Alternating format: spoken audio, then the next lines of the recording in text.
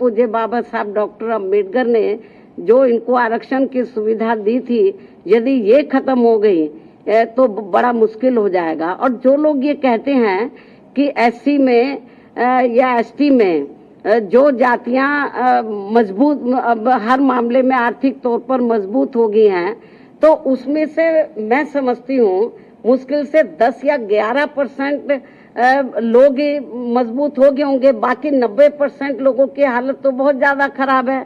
लेकिन माननीय supreme court के इस फैसले से जो लगभग 90% लोग जिनको अभी आरक्षण की जरूरत है, तो वो तो और ज्यादा पिछड़ जाएंगे। उनको ये आरक्षण अब मिलेगा नहीं। इस निर्णय के अनुसार यदि उन जातियों को निकाल दिया जाएगा, बहुत बुरा हुआ है ये।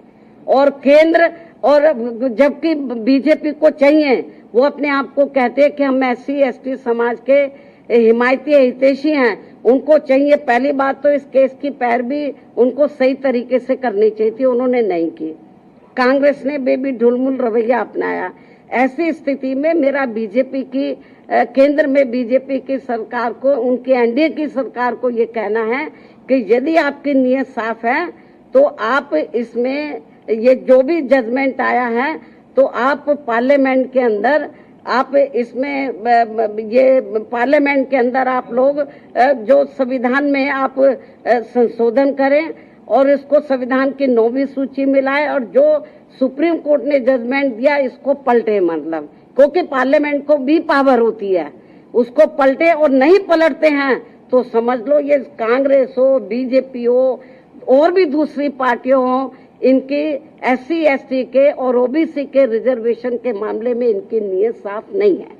देश की पूर्व मुख्यमंत्री बहुजन समाज पार्टी की राष्ट्रीय अध्यक्ष बहन मायावती जी को आप सुन रहे थे। बीएसपी अध्यक्ष मायावती जी ने साफ कर दिया कि ये जो आरक्षण की स्थिति है वो बहुत भयानक होने वाली है।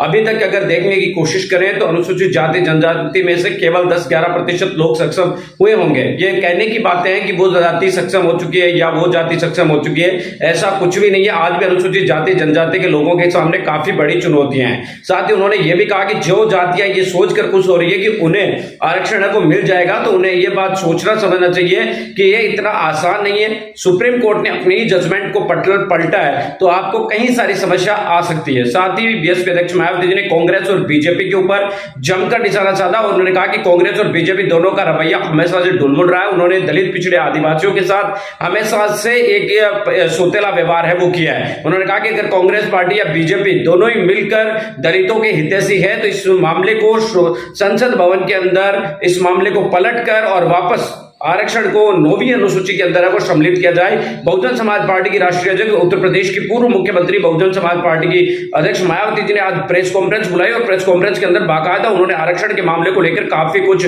बातें रखी। इस तरह की प्रेस कॉन्फ्रेंस बीएसपी अध्यक्ष मायावती ने पिछले कई सालों बाद रखी है। तो ऐसे में आज आपको बता दें कि बीएसपी अध्यक्ष मायावती जी की प्रेस कॉन्फ्रेंस काफी महत्वपूर्ण रही। उन्होंने ये भी कहा कि आरक्षण की वर्तमान स्थिति काफी भयानक हो चुकी है।